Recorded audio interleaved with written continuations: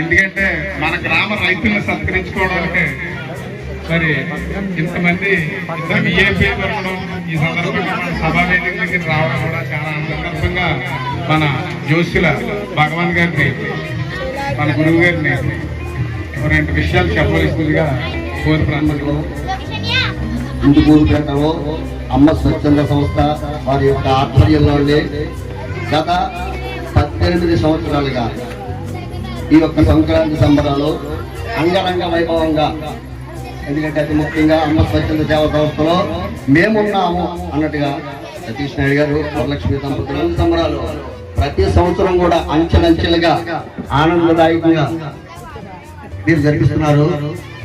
అలాగే ఈ వేదికను అలంకరించినటువంటి అతిరథ మహారథులు, ఎందుకంటే మనకి అఖండమైనటువంటి కరోనా వ్యాధిని జయించి వచ్చినటువంటి వాళ్ళలో కూడా పెద్దలు మరియు రామ్ మనోహర్ గారు మరియు ప్రసాద్ గారు, వీరందరికీ కూడా మా యొక్క నూతన సంవత్సర సంక్రాంతి శుభాభినందన మందారాలు తెలియజేయడానికి మేమున్నాము అని చెప్పేసి గ్రామంలో ఉండేటువంటి ప్రజలు, పెద్దలు, పిల్లలు, చిన్నారులు, మహిళలు అందరూ కూడా ఈ సంస్థకి చేదోడు వాదోడుగా ఉండి మన సంస్కృతి, మన సాంప్రదాయాలు, మన కట్టుబాట్లని అన్నిటిని కూడా పాటిస్తూ ఈ యొక్క సంక్రాంతి నాడు భోగి, మకర సంక్రమణం, కనుమ ఈ రోజుల్లో కూడా మంచి ఉత్సాహంగా ఈ కార్యక్రమంలో పాల్గొని భావి తరాలకు తెలియజేసేలాగా అందరూ కూడా చక్కగా ఈ కార్యక్రమాన్ని నిర్వహించడానికి వచ్చినటువంటి ప్రజలందరికీ కూడా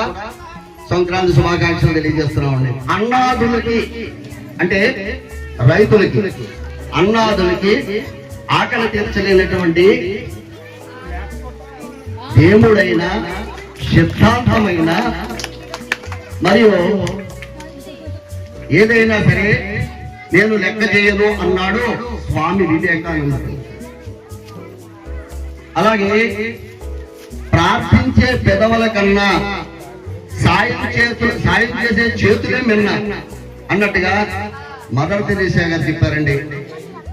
అలాగే మనకి మన్నుని అన్నంగా తయారు చేసి యావత్ ప్రపంచానికి అందించినటువంటి అన్నదాతలు, రైతులు 12వ అవతారంతో సమానం అన్నమాట అండి. ఈ అవతారాల్లో 12వ అవతారం ఆ రైతులు. ఎందుకంటే ఈ యొక్క యావత్ ప్రపంచానికి కూడా రైతు సమయంలో రైతులు సత్కరించుకోవడం ఈ యొక్క రైతు పండగ ఇది కూడా. ఎందుకంటే సంక్రాంతి అనేటప్పటికీ ప్రతి ఒక్కరు కూడా ఈ యొక్క సనాతన ధర్మాలని, ఎందుకంటే భావి తరాలకి ప్రతి ఒక్కరు కూడా పెద్దవాళ్ళు తెలియజేస్తూనే ఉంటారండి. ఇలా ఉండాలి సుమా, ఇలా కట్టుబాట్లతో ఉండాలి అని చెప్పి మనకి ఈ యొక్క సంస్కృతి సాంప్రదాయాల్ని మనకి మూట కట్టి అప్పు చెప్పారండి. ధనం ఎంత కట్టినా కానీ ఉండదు, కానీ ఈ సంస్కృతి సాంప్రదాయాల్ని మూట కట్టి మనకి అప్పు చెప్పేశారండి. మనం ఏంటంటే భావితరాలకి తెలియజేయవలసినటువంటి కష్టం. ఎందుకంటే మనం ఎవరింటి కదా వెళ్ళి భోజనం చేసామనుకోండి, అన్నదాత సుఖీ భవ అంటాం మనం. అలాగే వారు మన ఇంటికి వచ్చి భోజనం చేస్తే వారు కూడా అన్నదాత సుఖీ భవ అంటారు. ఎందుకంటే అక్కడ ఉన్నటువంటి సుఖీ భవ ఈ యొక్క వ్యవసాయం చేసేటువంటి రైతులు మన్నుని అన్నంగా వారు చేసేటువంటివన్నీ కూడా ఈ యొక్క వ్యవసాయ భూములోంచి మట్టిని ఒక అన్నం రూపేణగా ఇచ్చి ప్రజలందరికీ కూడా ఆయురారోగ్య ఐశ్వర్య సత్యత్తులు కలగాలి అని చెప్పేసి వాళ్ళు ఎంతో ఇదిగా చేసి వ్యవసాయం చేసి కష్టపడి, ఎందుకంటే ఈ రోజున ప్రతి ఒక్కరు కూడా తెల్లారైనప్పటికీ ఏంటంటే వ్యాయామం, ఎందుకంటే తినడానికి పెడుతున్నారు, కానీ ఏ రైతు కూడా వెళ్ళడం లేదు. కారణం ఏంటంటే ప్రతి ఒక్కరు నిత్యం కష్టపడుతూ ఉంటాడు అన్నమాట. రైతు ఎప్పుడైతే కష్టపడుతూ ఉంటాడో ఆరోగ్యం బాగుంటుంది. ఆరోగ్యం బాగుంటే మహాభక్తి ఇంత ప్రాధాన్యత ఇచ్చారన్నమాట. మనకి పెద్దలందరూ కూడా, పూర్వీకులందరూ కూడా రైతుకి ఇంత ప్రాధాన్యత ఇచ్చారన్నమాట.